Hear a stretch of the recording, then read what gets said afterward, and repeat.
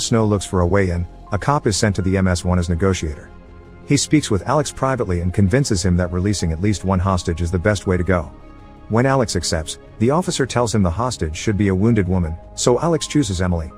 Heidel dislikes this idea, and since they need a wounded woman, he shoots Catherine so they can take her instead, but she dies.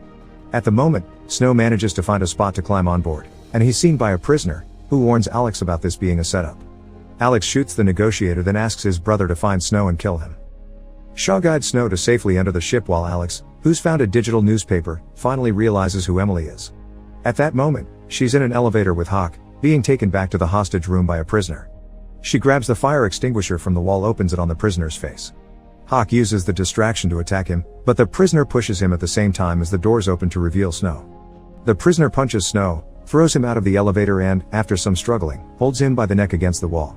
Snow puts the explosives around the man's neck and blows his head off. Emily appears then, and she hits him with the fire extinguisher before running with Hawk into a secure, locked room that triggers a nitrogen alert on Emily's telemetry.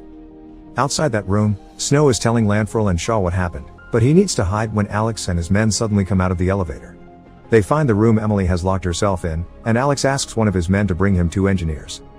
Snow sneaks around the ship and finds a computer, where he searches for the place where Mace is being held at.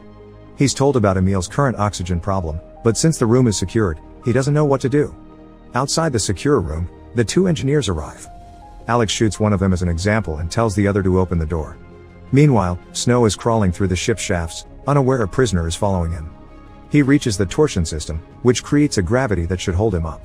When he's about to glide over, the prisoner jumps on him and they fight while floating in the air.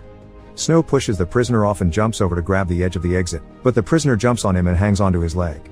Heidel, currently in the control room, sees all this on camera,